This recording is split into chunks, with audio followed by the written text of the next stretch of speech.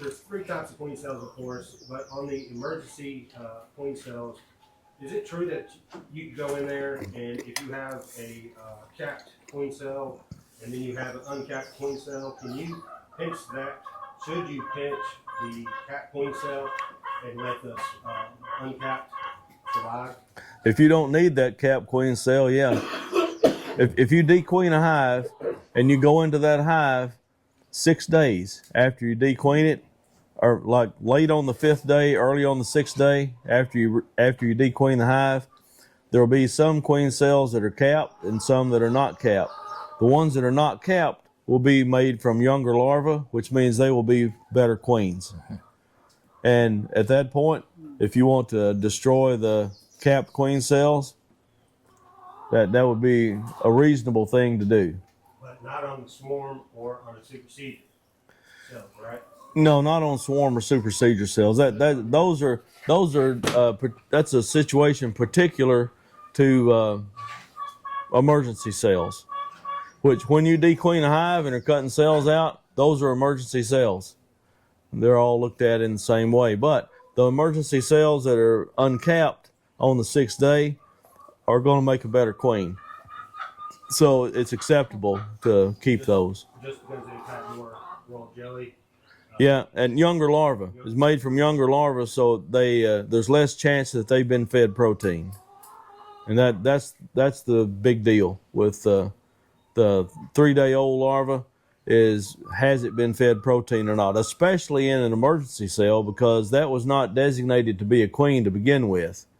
And those 3-day-old cells are much more likely to have been fed protein than a supersedure or a swarm cell.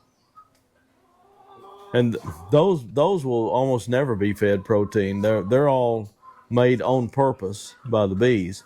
So, and I'm not arrogant enough to think that I'm better at making a queen cell than the bees are. So a swarm cell or supersedure cell is probably going to be as good or better a queen as one that I could graft. And on that same note, I will guarantee that every one of you guys can produce a better queen than you can buy. I'll guarantee it. Because your virgin queen is not going to be competing for a drone pool with 2,000 other queens. And it's just a given. So don't think that you're now. I got to say this though: with a drone pool like this gentleman has, you may want to rethink that, because you can produce a good queen, but she hung out with the wrong guys, you know. And you're going to have bees that you don't really like the way that they act. They don't have any manners. So since you have no control over your local drone population, if it's not ideal and you're seeing aggressive traits or whatnot, the best thing to do is to try to flood your area with positive drone genetics. And so you would actually have to procure mated queens from somewhere else to bring it in to try to... Right. Okay. And so that's what you've been doing. You see a lot of ads for queens where the breeder will say Italian/Cordovan queens. Well, I had some Cordovan bees because at one time, because I had a bee yard at this older gentleman's place that he was important to me when I was just starting beekeeping, and he was not really able to keep bees, but he loved watching them. So I put 4 hives out by his place in Murray, just so he could watch the bees, and I'd get the honey and give him honey, and I'd take some of it too. But I wanted them to be Cordovan because Cordovans are beautiful flying. You can see them from 100 feet away in the sunlight. I mean, it's just like a gold dot coming across the sky. They're really pretty. So I did that just for visuals for him. But I knew that Cordovans are also very gentle, very easy to take care of. What I didn't realize is that they wake up every morning looking for some other way to die. It seemed like it seemed like they were susceptible to every single thing that could happen. But that's Cordovan mated with Cordovan, and that's an Italian type of bee. So the reason that these commercial breeders use a lot of Cordovans is because they're extremely docile. And that trait plus the color trait transfers through the drone side of the Cordovans. But the queen side of the equation is about survival and prolific breeding or prolific brood production and hygienic behavior. That's the queen side of the equation. That the queen side controls the majority of that. The drone side controls temperament and color. So there's a lot of commercial breeders that will use Cordovan drones and some other Italian Minnesota hygienic or some other Italian type bee as the queen mother line, and that's the whole reason. So if you were going to set up drone yards to try to flood the area, you would want to use Cordovan drones. And so, I mean, even though they die at the drop of a hat, you could have a few Cordovan hives out there and make some drone layers out of them. If you want a queen that's a drone layer, graft Cordovan queen, and you just have to have a Cordovan queen. You graft her; she's not mated, and keep her in a cage until she is probably 2 weeks, 3 weeks old. Keep her in a cage, and if she has started laying, fine. Then introduce her into your drone producing yard. If she's not laying, put her in a jar and take some CO2. And you can get this at bee supply places. They're using it to test for varroa mites now. And put a little CO2 in the jar until it knocks her out. And when she comes to, then introduce her into a nuke or something and let her start laying. Sometimes they have to be unconscious and then come back to consciousness before they'll start laying. Now that's an instrumental insemination thing, but she hadn't been instrumentally inseminated, but she will be a drone layer, and that hive will be a great drone hive for about a month.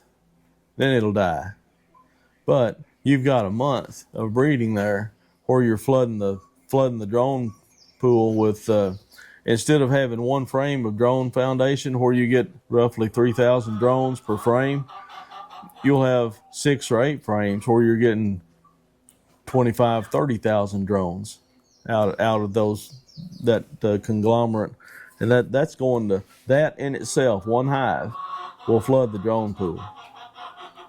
They won't try to supersede her, recognizing she's a drone layer? Sometimes they will, most of the times not. Yeah. If it's her nuke, I mean, if you put her in a nuke and let her start laying in there, put her in a nuke that has a bunch of cap brood and let her start laying in there, and those bees will take care of her until they don't. Through attrition, though, that's why the hive dies, because there's no more workers coming out. And yeah. Remember that you're creating a varroa bomb when you do that. Yeah. But you can, I was saying yesterday that we're actually pretty good at killing varroa mites. You can put something in that hive that will kill those varroa mites. And, I mean... You could put formic in there, right? Formic acid would do a good job of killing varroa mites. It's going to shut your queen down for 3 or 4 days, or 5. So, when you treat with formic acid, just count forward about 25 days, and 25 days later, that hive's probably going to be history by 25 days later. But 25 days later, unless you keep adding frames of cap brood to it, but 25 days later, treat with oxalic acid, and you'll get a really good clean hive. with that. Of course, if you're adding frames of capped brood, you're just furthering the problem with it. But so using a double screen or using a cloak board, great way to raise a few queens. It's raining. It always sounds, if you were outside, you probably couldn't feel that. It always sounds like it's Noah's flood in here when it's at least a little rain. And you go outside and realize that can't even tell it's really raining, but I can sure hear it in that metal That's building. a tin roof, yeah. Yeah. Hang the hand up and take a nap. Yeah, it'll make everybody go to sleep. If it rains right after lunch, there'll be nobody left conscious after that. Hey, can you describe your preferred method to fix a laying worker hive? Because it kind of ties into what you were talking about before. My preferred method to fix a laying worker hive, there is a method that works most of the time and a method that works all of the time. The one that works all of the time is the one that's most entertaining. The method that works most of the time, but not, you can't count on it, is the uncapped queen cell. That works most of the time. You're depending on that queen taking a mating flight and coming back. Now, they will complete that cell, but that queen's got to fly out of the hive, take a mating flight, and make it back to her hive. And that's the one part of queen raising that we don't have much control over. So if you're raising queens and you're feeling like you're kind of a failure because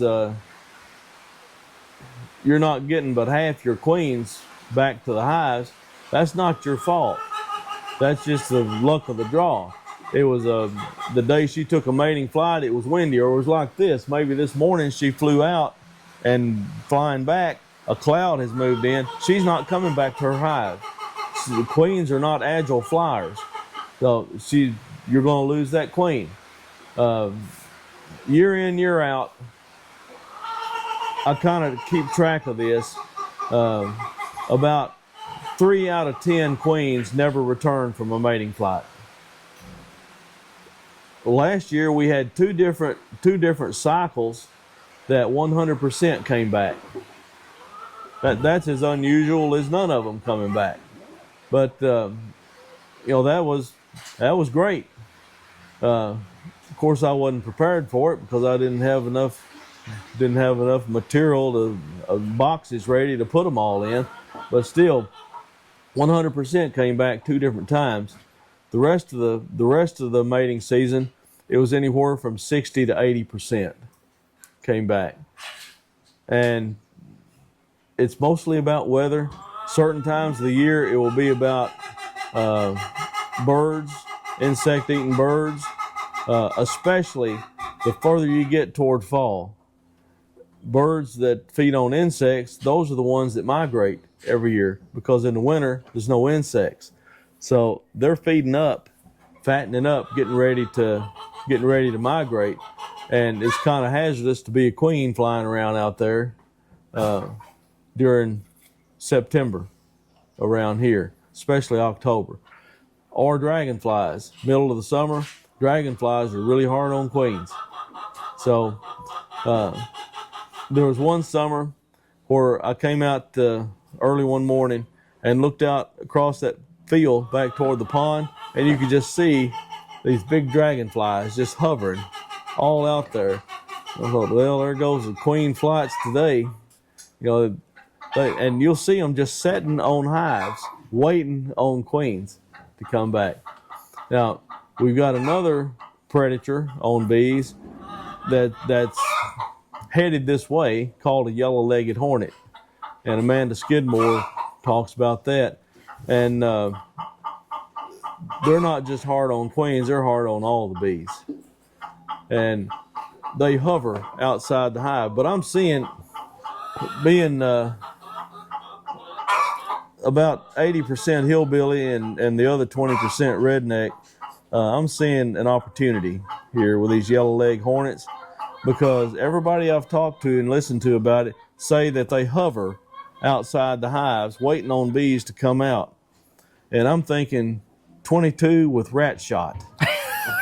You know, this is 410. This is a sporting opportunity to me. And I can see losing a day or two of work every summer shooting yellow leg hornets. I mean, I've shot dragonflies a lot before too. But if they're hovering, dragonflies are quick. I'm thinking the yellow-legged hornets may just keep hovering until I kill a bunch of them. But they're coming. They'll be here. Any pest you hear about, by the time you hear about it, the people that are telling you about it already know that they're on the way, that they're coming. So that's what makes it kind of dicey, getting the queen back to a hive. And that's the problem with fixing a laying worker hive with an uncapped queen cell. You're depending on her coming back and becoming a laying queen in the hive. The surefire way requires you to have another big, healthy hive. If you got another big, healthy hive in the middle of the day when foragers are all flying, trade places. Your laying worker hive goes back to where the unhealthy hive was, big healthy hive. The big healthy hive trades places with your laying worker hive. And get you a chair and sit down beside the laying worker hive that you just moved that's catching all the foragers from this big hive coming in, and watch the show. What happens? Those foragers will come back to that hive and they will take out their frustration on the laying workers. So they will kill them? Absolutely. They will not only kill them, it's pretty entertaining. Like drag them out the front door? Oh yeah, kicking and screaming. And they'll ball them up and kill them. You'll see them rolling around on the ground out there, and you can tell how satisfied they are doing it. They're happy about it. If bees could smile, they're smiling. Because they come back to that hive and, whoa, what happened to mama? You done kidnapped my mama and took over and you're laying eggs in here, you nasty thing. And they'll drag them out and kill them. So after that show's over, how do you fix the fact that they're not queen right? You can introduce anything you want to then. Really? Yeah. Okay. Once those laying workers are gone, it's almost like the foragers are telling the rest of them, you're going to take a queen or this is going to happen to you too. You know. Do you switch them back or you leave them there? I just leave them there. And I do maybe 2 hives a year that way. But they cause me a lot of lost work because I'm going to sit and watch the whole thing. Is that the 100% method? You said there's That's two. 100% That's method. The 100% method. That works every time. Yeah.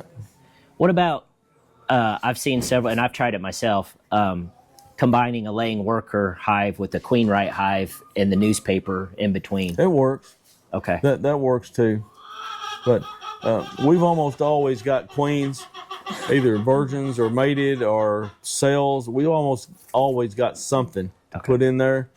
So I'm looking at the prospect of having 2 productive hives rather than joining them and losing one productive hive. Okay. Even though you can join them and then split them back out a week or 2 later, you can do that too. But I don't know, there's just something kind of fun about watching them laying workers get killed. And they shouldn't have been doing that. There's been a bit of a debate amongst beekeepers. When you do the method of combining a laying worker hive with a queen right hive, do they actually seek out and kill the laying workers in that situation, or does the queen pheromone and the brood that's in there re-suppress the laying worker ovaries? Some of both of it. The laying workers that have become kind of entrenched in there, they kill them. They do. Yeah, because they will not stop laying eggs. But the ones that have just kind of been on the fringe of laying some and not the ones that aren't really sold out to the idea, I guess, they're suppressed. Okay. And it's not so much that they are suppressed and quit laying. It's that they're in this hive, that the bees in that hive are all about, they know they've got a queen, and they're gonna keep those eggs cleaned out. See, the laying worker problem is a two-part issue. One part is there's no queen and these workers begin to lay. And the other part is the other bees are not cleaning out because there's no queen. They're not cleaning out those laying worker eggs. So once that queen is introduced to the laying worker colony, that triggers the nurse bees to start eliminating all the worker eggs. They become, see, when there's no legitimate brood or larva, bees stop being hygienic. Oh. And that's also why a laying worker hive is more likely to have a small hive beetle problem. But they're not hygienic when there's no larva in the hive. So once there's a queen in there and there's larva, it's juvenile pheromone, queen pheromone, then they begin removing those. So that's what stimulates the hygienic behavior is queen pheromone and juvenile pheromone from the brood. Okay. Yep. And then the bees will remove, but the laying workers that are just persistent, that kind of fight over it, they kill them, take them out of the hive. But it's just a lot more entertaining to do it the other way. I'm gonna have to try that. Is there a particular pheromone, a bandwidth of pheromone that is adjusted to where what would be your perfect evolution of a beehive? Yeah, there is. Tuning up. There is, but it's a moving target all the time because there's never a static level of queen pheromone as it relates to juvenile pheromone. There's never a static level of that. It's always like this. So as long as both of those are there, then that keeps the hive in balance, chemically in balance. When one of those gets way out of balance, when there's plenty of queen pheromone, no juvenile pheromone, there's a chance that the queen will get superseded because there's no juvenile pheromone. And when there's lots of juvenile pheromone and very little queen pheromone, that stimulates the bees to raise another queen. But when they're like this, that keeps everything balanced. But either way, then the hive is out of balance chemically, and that can happen for a lot of reasons. Maybe we're in a dearth and the queen stops laying eggs. So the queen pheromone does not get spread around as much when she's just staying in one place because she has to move around for the pheromone to be spread all over the brood nest. And then 10 days later, there's no juvenile pheromone because it takes 10 days for an egg to get to be a pupa, and there's no juvenile pheromone, but you got queen pheromone, and the juvenile pheromone is down here, and that's when supersedure can happen. And that can happen in a dearth. If you've got a dearth that lasts more than 2 weeks, you can have supersedures. And then when all of a sudden you have some rain and a good honey flow, then this all changes and you have less queen pheromones spread around the hive because as the brood gets more, it's too crowded in the brood nest. Then you can have swarms.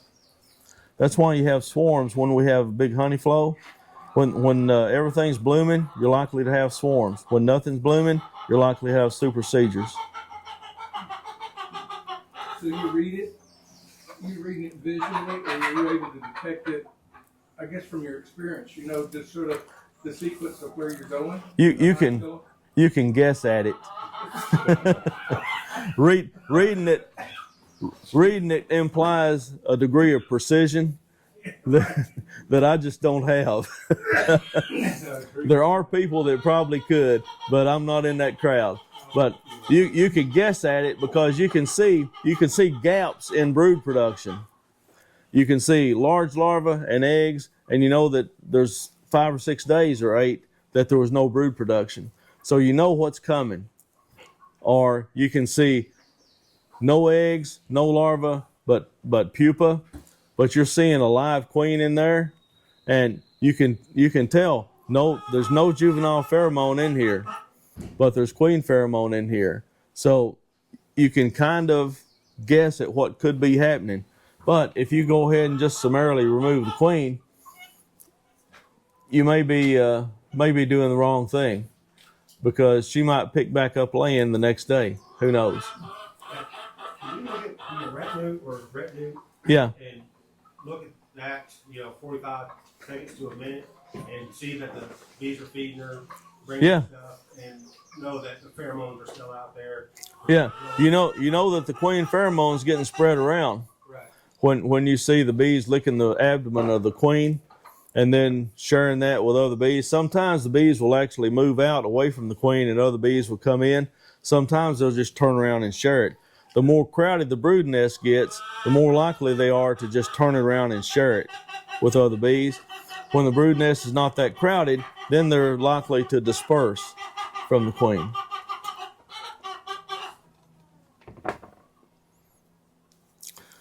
Is the rain over?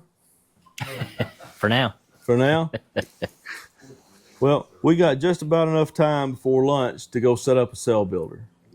Awesome. Now, if you're going to raise queens and you're going to do the grafting method, and it's not just grafting, it's other methods of raising queens requires a cell builder. There's a method called the Hopkins method that you can raise great queen cells doing that. There's a method called a cell punch method.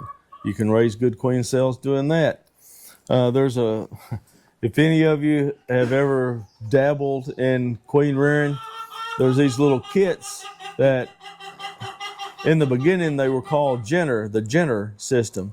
Then they became the Easy Queen system, and they became I don't remember. 4 or 5 companies make the same stuff, that all of it's interchangeable, and all of them put their own little cute name to it, and it's all the same thing, and it works just good enough to make people keep buying them. It don't work good enough for people that make their living raising queens to use them. But I have some of them if I can find them. But I guess it's kind of telling that I don't even care enough about them to know where they are. But I have 3 of them. 1 of them I bought, and 2 of them other beekeepers gave them to me because they weren't using them anymore. And none of them get used anymore. What's this? That one. That one. The NICOT system. These work. You can make these work, but there's so many moving parts to this, and not just parts in this that are moving. I'm talking about so many different moving parts to the labor of this.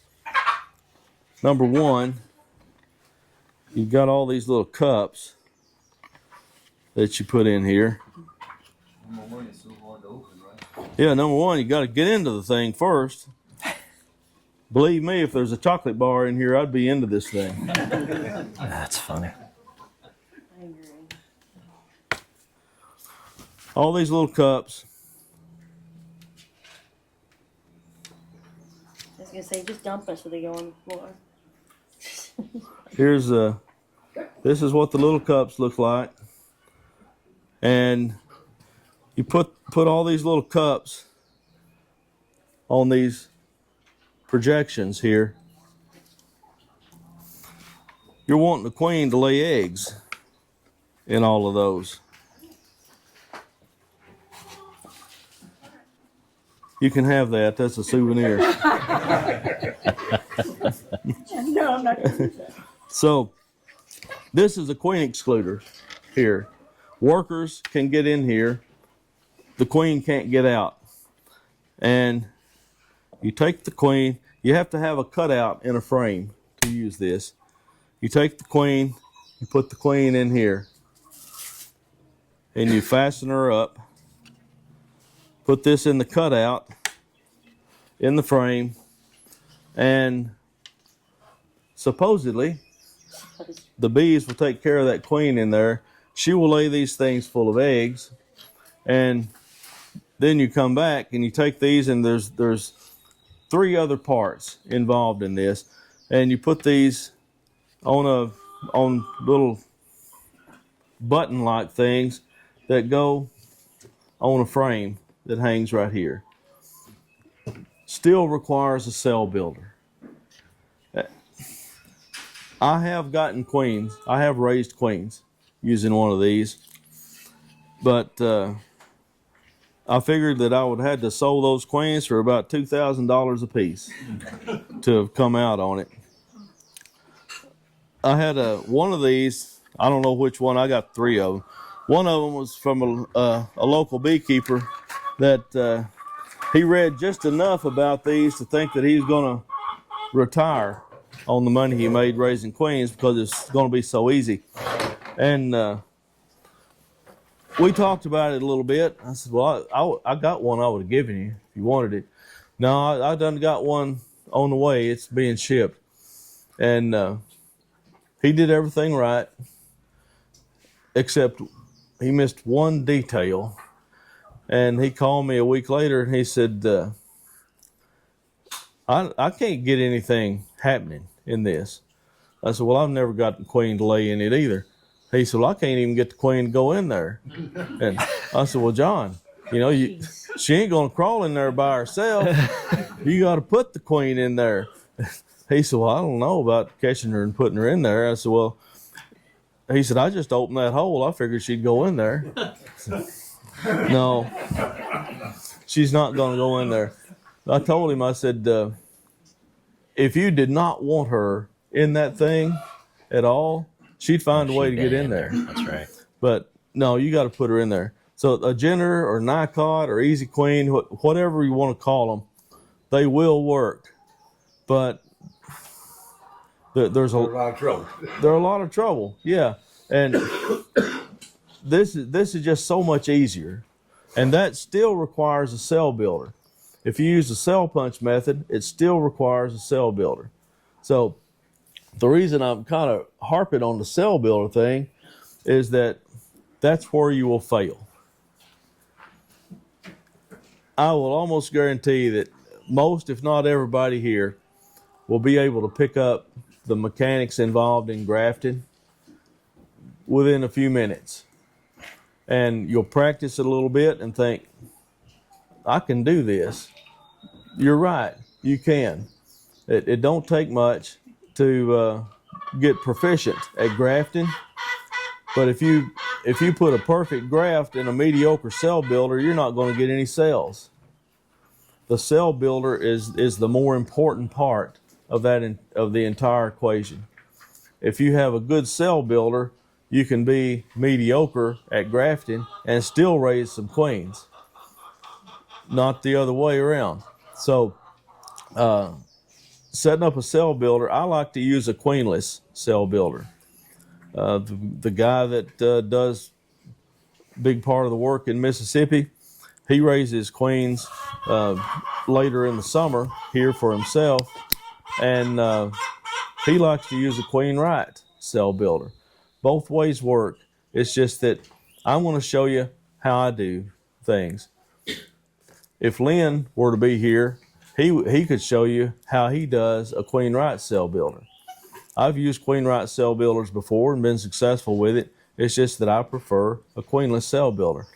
And I'm going to show you how to set one of those up.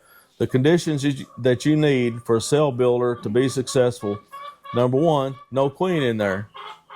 Needs to be queenless. Number 2, you need it extremely crowded with bees. I mean, you need it packed, and then you need to put a few more bees in it. After you think it's got all the bees it'll hold, you need to put some more in it. And then you need a good graft to put in there and put feed on the cell builder. And they'll make queen cells at that. Once in a while, they will choose a cell, a larva. If you have larva you're going to make the cell builder up with 4 frames of brood and some food on it too. Well, if there's larva on one of those frames that can be made into a queen, once in a while, they will choose their larva over your larva. And they'll make cells there and won't make many out of your graft. That's okay. This cell builder is not a one-off. You're not going to use it and toss it. It's not a big lighter. It's going to be something that you're using for 5-6 weeks. So that first graft, if you don't get as many cells, it's okay. What you get on the first graft is a bonus. That's over and above what you would have gotten if you hadn't put that graft in there and just waited to cut queen cells out. So if you don't get many cells, whether you get many cells or not, go through your hive, your cell builder, at the 1 week level. Go through your cell builder, cut all the queen cells out that are on the frames. Eliminate all of those, and whatever cells you got on your bars, you can harvest those. Do with them what you want. Your next graft that you'll put in that same day, your next graft will be much better. It's always your second graft that's the best. Your second round of cell building that's the best. Second, third round will be good. Fourth will be pretty good. Fifth will be okay.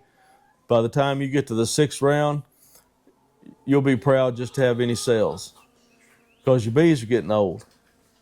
As the bees get older, and you can tell that you're getting old because your cells will get shorter and darker in color. And when you start seeing short, dark queen cells, it's time to do one of two things.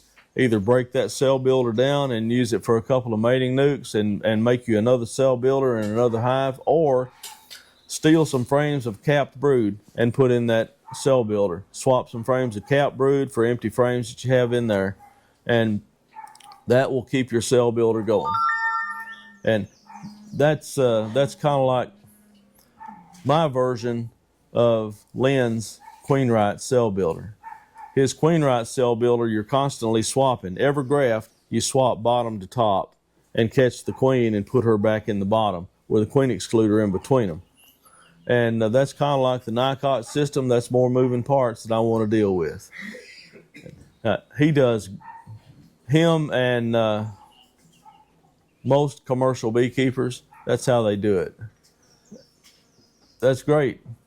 They got a crew helping them too. I'm kind of like a one-man show that occasionally has a couple of other people that come in and help a lot. And that's why I like queenless cell builders. I was waiting on this cloud to get over. Question for you. Yeah.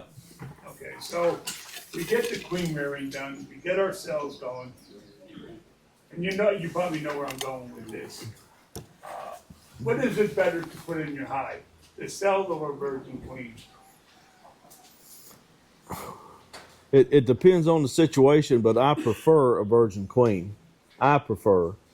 That don't mean that you're going to like it.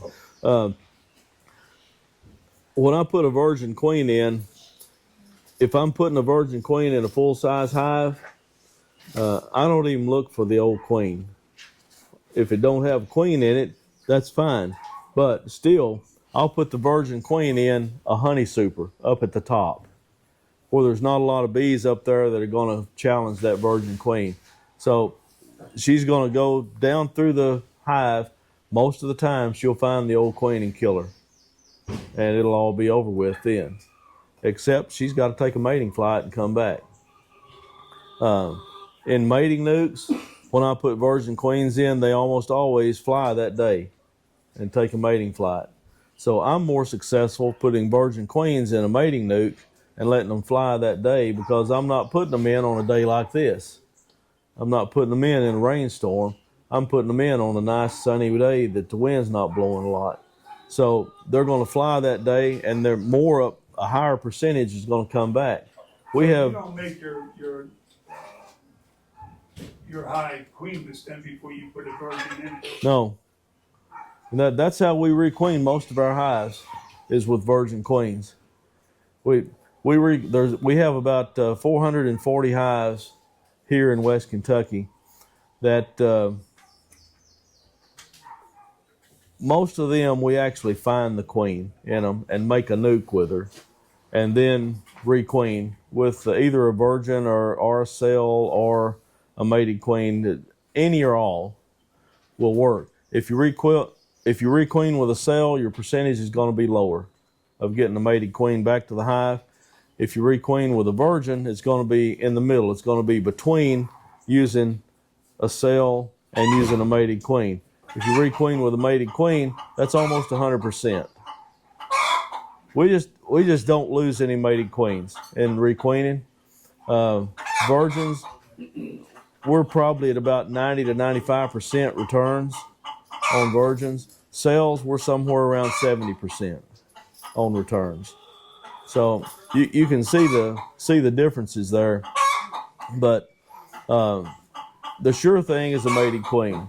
The next surest is a virgin if you drop her in on a good flying day. And the least sure, but still 70% is a cell. With a cell, you need to find the queen and segregate her into another box or kill her or do something with her if you're going to use a cell. You don't have to do that with a virgin. She'll do that job for you. And with a mated queen, you also have to find the old queen, which is why we requeen with virgins. We have about 1,200 hives on the Gulf Coast, and all of them get requeened with virgins. And which is why I raise a lot of queens here, and most of our queens that go to the Gulf Coast are virgins. We just send them down there. With a virgin queen, you need to make sure the virgin is at least 7 days old before you drop her in a hive. If you drop a 4-day-old virgin in a hive or less, it's still going to be 3 or 4 days before she takes a mating flight. If you drop a 7 or 8 day virgin in a hive, she's going to fly that day. That actually makes a lot of difference in whether or not they come back or not, and whether or not they survive. How are you holding the virgin queen for 4 days? These little, You just go ahead and put them in they're in a bank. I make a queen bank just like a standard queen bank, and put attendants in there. And no attendants. They're in these little cages. Little cages like this. And if you're raising queens and want some really cool queen rearing tools, the guy that makes this stuff, he's from Georgia, but these are dandy little tools. It's called Easy Peasy queen rearing parts. But you take one of these gray rails and you have a cap cell here, and that snaps right on. And you can hang these in a frame. You don't even have to. I just use the same frame that comes out of a cell builder, and I just pull the frame out, snap these things over all the cells, and put it in the middle between two frames of larvae. You want a frame of larvae on each side and a frame of food in there above a queen excluder and a queen right hive downstairs, and they'll take care of them. Now, they will not take care of all of them. That's the part that is frustrating sometimes, because queen cells that I'm thinking a lot of, they don't think too much of sometimes. Are they a better judge? Now, when They're a lot better judge. Yeah. on those, like if you got them in your hive, Yeah. they'll just cap that. They won't extend it out any further. Oh yeah. The cells will be that long. But then, if you're going to put that over it, Yeah.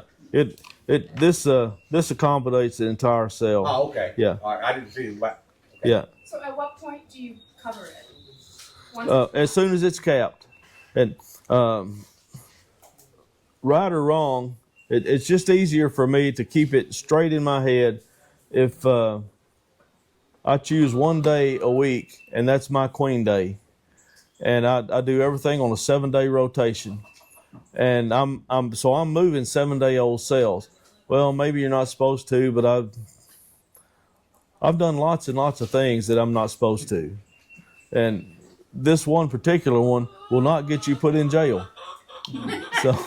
So I'm okay. I'm okay with this, doing something wrong. Just be careful with the cell. Don't bump them around. Don't be as gentle and as easy as possible with a 7-day-old cell. But you can still move them. And a 7-day-old cell, the first thing I do when I go to a cell builder, say I'm doing this on a Wednesday. I go to a cell builder on a Wednesday. The first thing I do, take the frame out. There'll be bees clinging to all these cells, and I'll take a wad of grass and just kind of brush the bees gently off these cells and get the bees off of them, and I'll start snapping these cages over the cells.